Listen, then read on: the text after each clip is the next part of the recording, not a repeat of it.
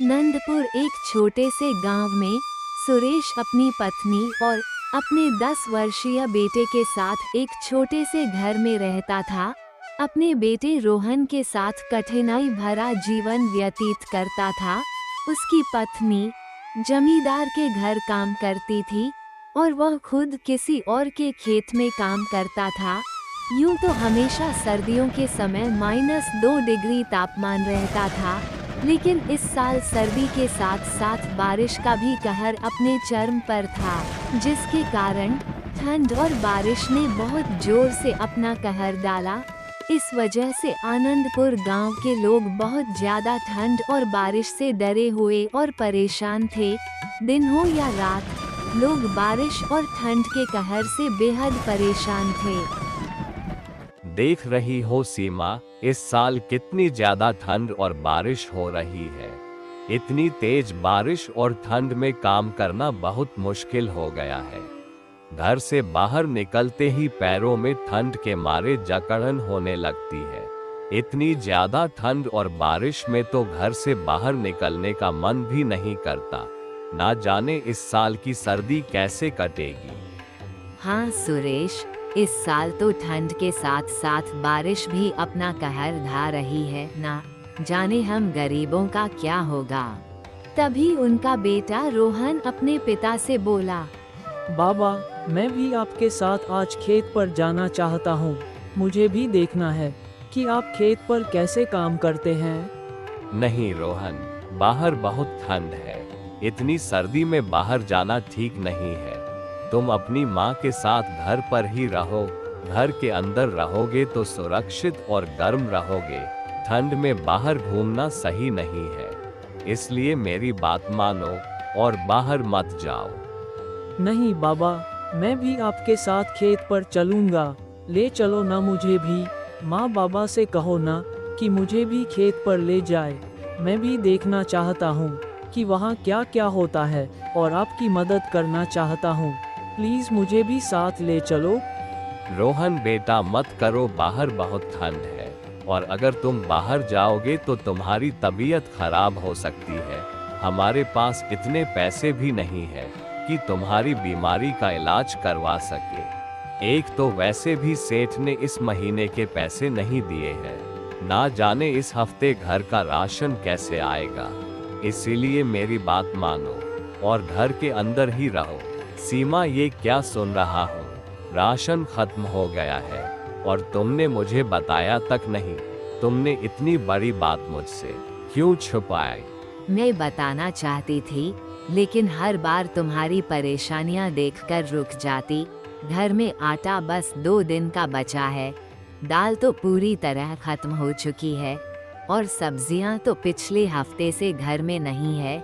मैंने सोचा था कि शायद सेठ जी परसों तक पैसे दे देंगे तो सब ठीक हो जाएगा। इसी उम्मीद में मैंने कुछ नहीं कहा। अरे ये तो बहुत बुरा हुआ। अगर कल तक पैसे नहीं मिले तो हम क्या खाएंगे? ऊपर से अगर रोहन बीमार हो गया तो हालात और बिगड़ जाएगी। कल सुबह मैं सेठ जी से बात करने जाऊंगा। सुरेश की चिंता और बढ़ गई थी। ठंड और बारिश ने पहले ही जिंदगी को मुश्किल बना रखा था और अब राशन खत्म होने की बात ने उसे भीतर से झक छोड़ दिया।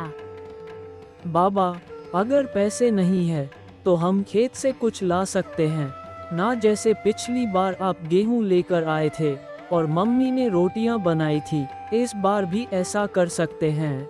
ना बेटा, वो गेहूं तो पिछले साल ही बेच दिया था।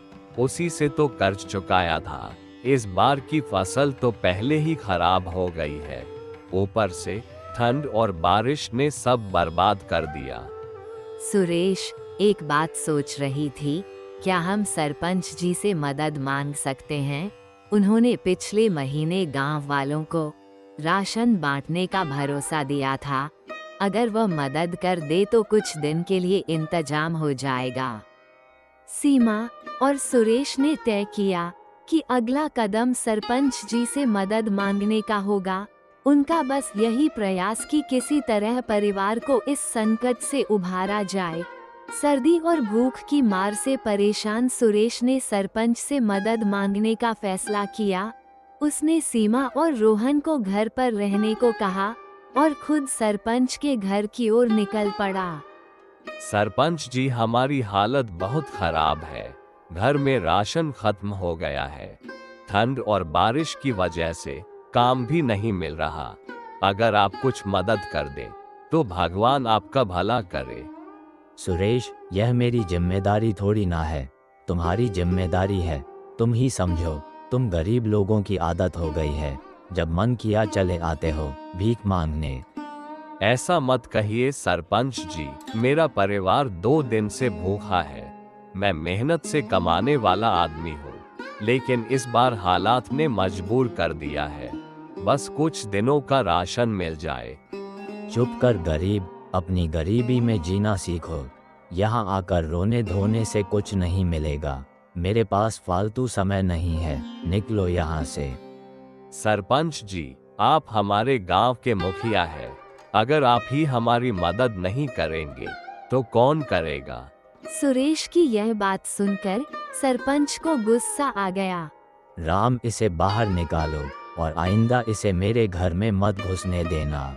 सरपंच ने नौकर से सुरेश को मारकर बाहर निकलवा दिया। सुरेश भारी मन से अपने घर की ओर लौट पड़ा। सुरेश भारी मन से सरपंच के घर से लौट रहा था। आसमान में बादल और गहरे हो गए और मूसलाधार बारिश शुरू हो गई। रास्ते में सुरेश पूरी तरह से भीग गया। सर्द हवा और बरसते पानी ने उसे और भी कमजोर कर दिया। कांपते हुए कदमों से वो किसी तरह अपने घर पहुंचा। घर पहुंचकर सुरेश ने किसी से कुछ नहीं कहा। वह चुपचाप अपने गीले कपड़ों में ही लेट गया। थकान और निराशा से घिरा सुरेश तुरंत सो गया, मानो उसके पास अब सोचने की ताकत भी ना बची हो। अगली सुबह जब सीमा सुरेश को जगाने गई तो उसने देखा कि सुरेश बिल्कुल शांत पड़ा हुआ था। बार बार आवाज देने पर भी सुरेश ने कोई जवाब नहीं दिया। सुरेश, उठिए, देखिए सूरज निकल आया है। सुरेश जी, आप सुन रहे हैं ना? उठिए ना। लेकिन सुरेश हमेशा के लिए शांत हो चुका था। ठंड और भूख ने उसकी जान ले ली थी। सीमा की चीख पूरे घर में गूंज उठी है। भगवान, ये क्या हो गया? हमें किसके सहारे छोड़ दिया? उठिए सुरेश जी। सीमा और उसका बेटा राजू गहरे शोक में डूब गए। राजू अपने पिता की याद में लगातार रो रहा था। माँ बाबा हमें छोड़कर क्यों चले गए? उन्होंने कहा था सब ठीक हो जाएगा। अब कौन हमारी मदद करेगा? अब ना उनके पास खेत था, ना पैसा और ना ही घर में राशन। हर पल सुरेश की याद उन्हें सताती रहती। भूख और ठंड ने उनके जीवन को और मुश्किल बना दिया था।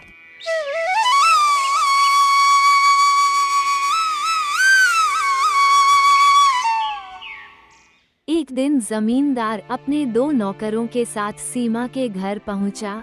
उसका चेहरा गुस्से और अभिमान से भरा हुआ था। जमींदार साहब, आप यहाँ कहिए, क्या बात है? बात यह है सीमा कि तुम्हारा कर्ज अब बर्दाश्त के बाहर हो चुका है। मैंने तुम्हें पहले ही 7 दिन का समय दिया था और अब मेरा सब्र खत्म हो चुका है। जमींदार साहब, हमसे जो बन पाता है हम कर रहे हैं, पर अभी तक पैसे नहीं जुटा पाए। मुझे थोड़ा और वक्त दीजिए। सीमा, मुझे बहाने मत सुनाओ। मैं तुम्हें सिर्फ 7 दिन का समय देता हूँ। अगर 7 दिन में पैसे नहीं दिए तो अंजाम भुगतने के लिए तैयार रहना। जमींदार के ये कहते ही सीमा का दिल जैसे टूट गया। उसका पति पहले ही उसकी जिंदगी से जा चुके थे। अब वो अकेली थी और हालात से लड़ने के लिए मजबूर। सीमा घर के कोने में बैठी सोच रही थी कि अब क्या करेगी। उसकी आंखें बार बार अपने सने घर और टूटे हुए दिल की ओर चली जाती। तभी एक दिन उसके दरवाजे पर दस्तक हुई। दरवाजे पर सीमा की बचपन की सहेली सुमन खड़ी थी।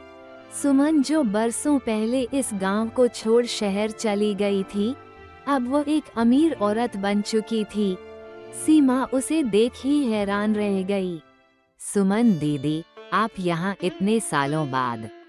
हाँ सीमा, मुझे तुम्हारे हालात के बारे में पता चला। मुझे यह जानकर बहुत दुख हुआ, लेकिन अब तुम अकेली नहीं हो। मैं यहाँ तुम्हारी मदद के लिए आई हूँ। सुमन की यह बात सुनकर सीमा की आंखों में आंसू भर आए। दीदी, मैं बहुत मजबूर हूँ।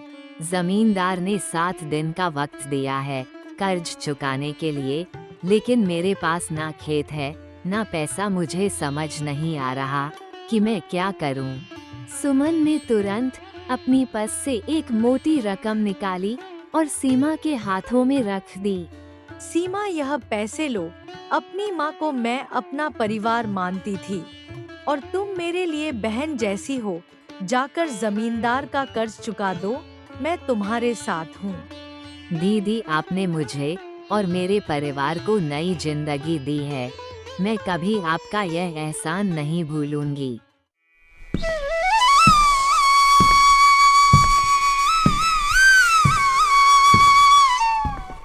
अगले ही दिन सीमा जमींदार के घर पहुंची और कर्ज चुका दिया। जमींदार ये देखकर हैरान रह गया। इतने सारे पैसे तुम्हारे पास कहाँ से आए? यह मेरे परिवार के लिए किसी फरिश्ते का तोहफा है। आपको आपके पैसे मिल गए ना, बस अब मुझे चैन से जीने दीजिए। इतना कहकर सीमा ने वहां से विदा ली। अब उसके पास न केवल जमींदार के कर्ज से आजादी थी, बल्कि सुमन जैसी सहेली का साथ भी था, जिसने उसकी जिंदगी को नई रोशनी दी। सीमा ने अपने पास बचे हुए थोड़े से पैसों से एक परचून की दुकान शुरू की, ताकि वो कुछ पैसे कमा सके। ग्राहकों के अच्छे समर्थन के कारण उसकी आमदनी भी धीरे धीरे बढ़ने लगी। आमदनी ठीक होने के बाद उसने अपने बेटे को स्कूल भेजना भी शुरू कर दिया। हालांकि वो अब भी अपने पति को हर पल याद करती थी और उसकी कमी महसूस करती थी। कुछ सालों बाद सीमा का बेटा रोहन अब बड़ा हो गया था। एक दिन वह घर आया और उसने गर्व से कहा, माँ, अब से आपको कोई काम करने की जरूरत नहीं है। मैं अब एक बहुत बड़ी कंपनी का CEO बन गया हूँ। अब आप बस आराम करें। ये सुनकर सीमा की आंखों में खुशी के आंसू आ गए। उसने अपने बेटे को गले लगाते हुए कहा, बेटा, आज तूने मेरे सारे सपने पूरे कर दिए। मुझे तुझ पर गर्व है। आखिरकार सीमा और उसके बेटे का जीवन खुशहाल हो गया। इस कहानी से हमें ये सीख मिलती है कि हमें हमेशा मेहनत करते रहना चाहिए, क्योंकि मेहनत कभी बेकार नहीं जाती। अगर आप यहाँ तक देख रहे हैं तो इसका मतलब है कि आपको कहानी पसंद आई है। तो देर किस बात की, सब्सक्राइब कर लीजिए और ऐसी मजेदार वीडियो देखने के लिए बेल आइकॉन दबाएं।